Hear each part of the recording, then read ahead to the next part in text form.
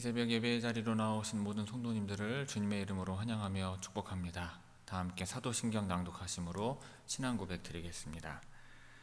전능하사 천지를 만드신 하나님 아버지를 내가 믿사오며 그 외아들 우리 주 예수 그리스도를 믿사오니 이는 성령으로 잉태하사 동정녀 마리아에게 나시고 본디오 빌라도에게 고난을 받으사 십자가에 못 박혀 죽으시고 장사한 지 사흘 만에 죽은 자 가운데서 다시 살아나시며 하늘에 오르사 전능하신 하나님 우편에 앉아 계시다가 저리로서 산 자와 죽은 자를 심판하러 오시리라.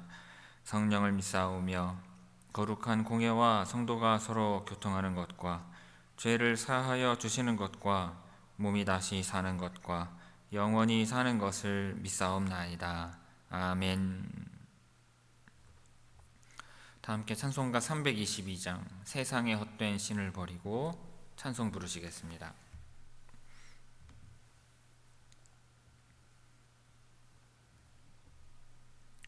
찬송가 322장입니다.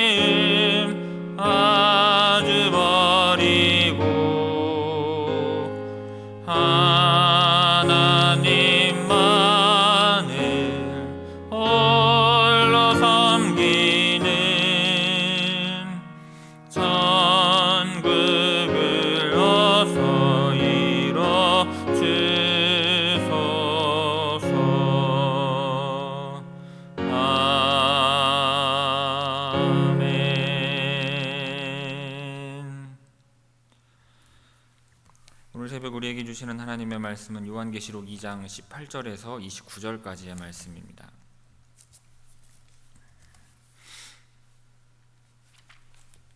요한계시록 2장 18절에서 29절의 말씀입니다. 제가 봉독하겠습니다. 두아디라 교회의 사자에게 편지하라. 그 눈이 불꽃 같고 그 발이 빛난 주석과 같은 하나님의 아들이 이르시되 내가 내 사업과 사랑과 믿음과 섬김과 인내를 아노니 내 나중 행위가 처음 것보다 많도다. 그러나 내게 책망할 일이 있노라. 자칭 선지자라 하는 여자 이세벨을 내가 용납함이니 그가 내 종들을 가르쳐 꾀어 행음하게 하고 우상의 제물을 먹게 하는도다. 또 내가 그에게 회개할 기회를 주었으되 자기의 음행을 회개하고자 하지 아니하는도다. 볼지어다 내가 그를 침상에 던질 터이요 또 그와 더불어 간음하는 자들도 만일 그의 행위를 회개하지 아니하면 큰 환난 가운데에 던지고 또 내가 사망으로 그의 자녀를 죽이리니 모든 교회가 나는 사람의 뜻과 마음을 살피는 자인 줄 알지라. 내가 너희 각 사람의 행위대로 갚아주리라. 두아디라에 남아 있어 이 교훈을 받지 아니하고 소위 사탄의 깊은 것을 알지 못하는 너희에게 말하노니 다른 짐으로 너희에게 지울 것은 없노라. 다만 너희에게 있는 것을 내가 올 때까지 굳게 잡으라. 이기는 자와 끝까지 내 일을 지키는 그에게 만국을 다스리는 권세를 주리니 그가 철장을 가지고 그들을 다스려 질그릇 깨뜨리는 것과 같이 하리라. 나도 내 아버지께 받은 것이 그러하니라. 내가 또 그에게 새벽별을 주리라. 귀 있는 자는 성령이 교회들에게 하시는 말씀을 들을지어다. 아멘. 이 새벽 말씀을 통해 주시는 은혜가 충만하게 임하기를 바랍니다. 오늘 본문 말씀은 두아디라 교회에 주신 말씀으로 사랑과 믿음을 칭찬하시고 이세벨의 가르침과 도덕적 타락을 책망하시며 회개하지 않으면 심판이 있을 것을 경고하시는 내용입니다. 또한 이기는 자에게 권세와 새벽별을 약속해 주고 계십니다. 18절 19절 말씀 봅니다. 두아디라 교회의 사자에게 편지하라. 그 눈이 불꽃 같고 그 발이 빛난 주석과 같은 하나님의 아들이 이르시되 내가 내 사업과 사랑과 믿음과 섬김과 인내를 나누니 내 나중 행위가 처음 것보다 많도다. 두아디라는 작은 도시였지만 상업과 공예 활동이 활발했던 곳입니다. 특히 염료 산업과 직물 공업으로 유명했는데 이 두아디라 출신 중에 루디아가 있습니다. 18절에서 예수님은 거룩한 심판의 권위를 가지신 분으로 묘사되고 있습니다. 눈이 불꽃 같다는 것은 예수님께서 모든 것을 꿰뚫어 보시는 분임을 나타냅니다. 숨겨진 죄와 사람의 마음속 동기까지 밝히 보시는 것입니다. 그 발이 빛난 주석과 같은 에서 주석은 정결함과 견고함을 상징합니다. 이것은 예수님의 거룩함과 의로움을 나타내며 주님의 심판이 공의롭고 변함없음을 상징하는 것입니다. 19절에서는 예수님께서 두아디라 교회의 성도들의 선한 행위와 그 내적인 자질을 아신다고 말씀하십니다. 이것은 칭찬하시는 말씀으로 두아디라 교회가 많은 점에서 신앙적으로 충성된 모습을 보였음을 알게 해줍니다. 사업이라는 것은 교회의 사역과 선한 행위를 의미하고 사랑과 믿음은 성도들이 하나님과 이웃을 향한 사랑 그리고 하나님께 대한 믿음을 충실히 실천하고 있음을 뜻합니다. 섬김과 인내는 성도들이 서로를 섬기며 어려운 상황에서도 믿음을 견디고 있었음을 의미합니다. 그리고 두아디라 교회는 시간이 지날수록 신앙적인 열정과 선한 행위가 더욱 커졌습니다. 이것은 믿음이 점점 약해지거나 퇴보하는 다른 교회들과는 대조적인 점이죠.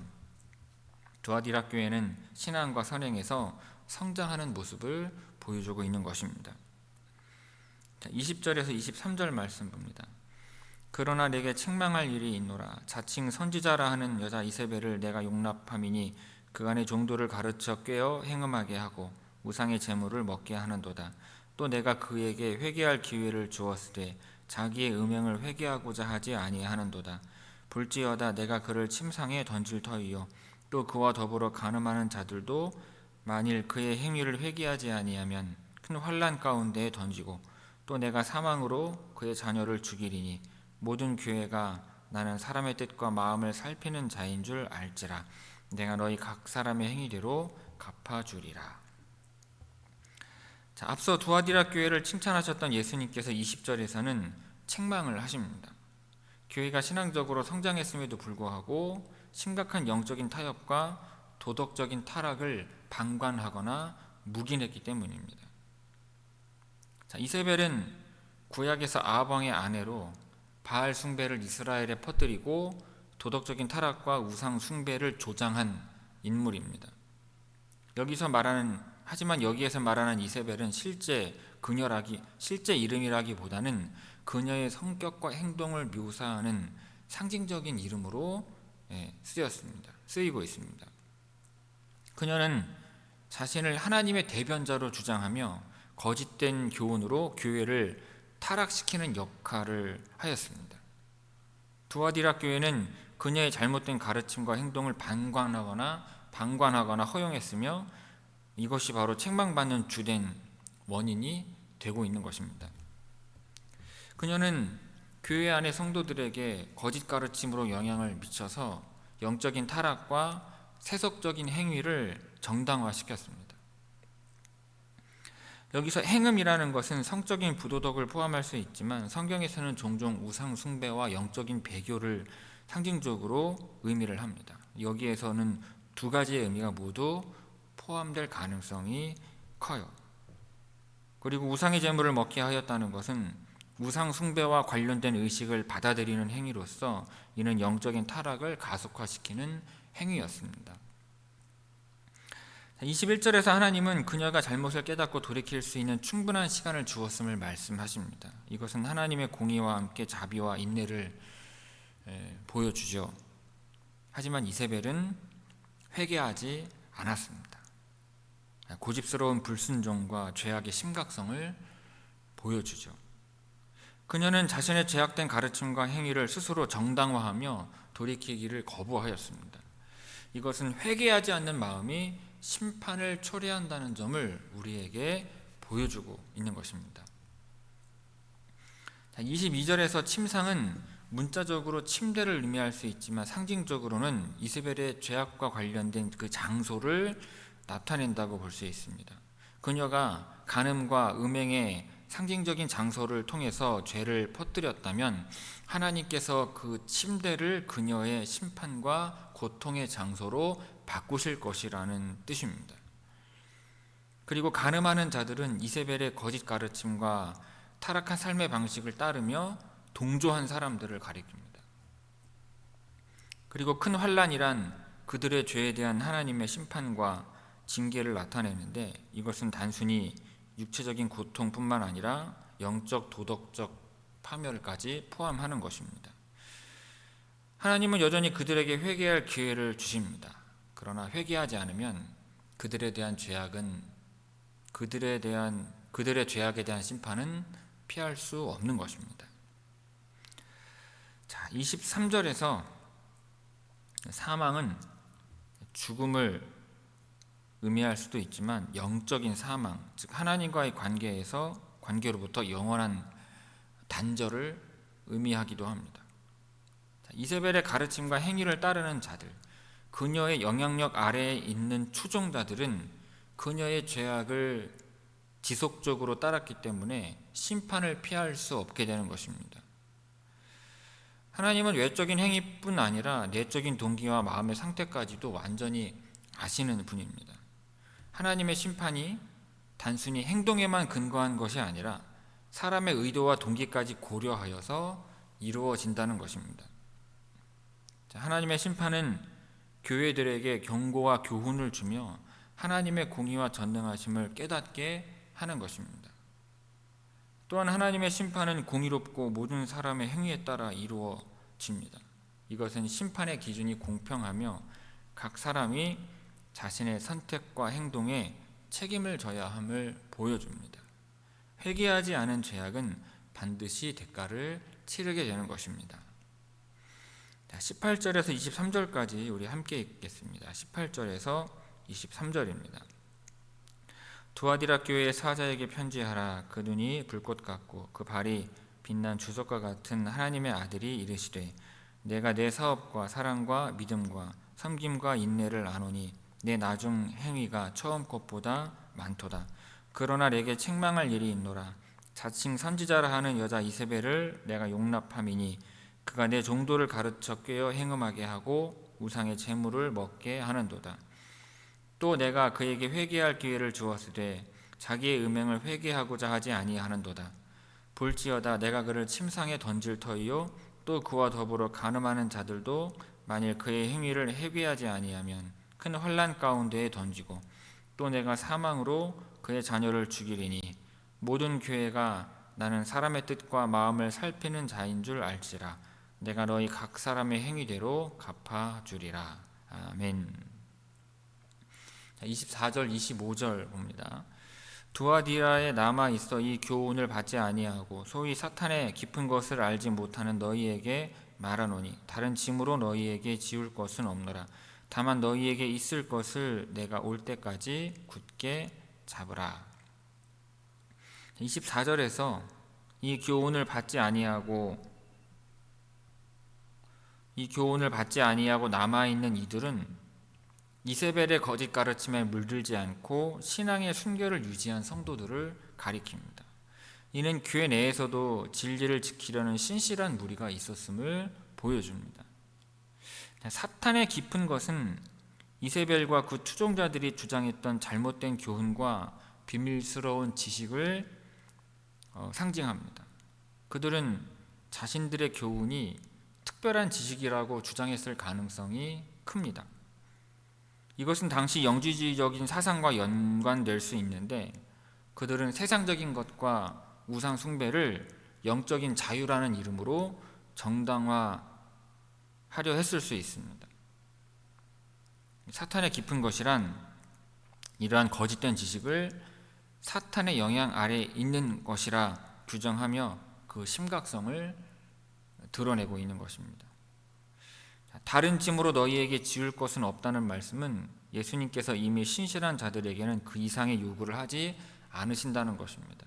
이것은 거짓된 교훈과 싸우며 신앙을 지키는 것만으로도 충분히 어렵고 중요한 일임을 인정해 주시는 것입니다. 신앙의 부담을 더하지 않고 이미 그들이 행하고 있는 것을 인정하며 격려해 주시는 것입니다.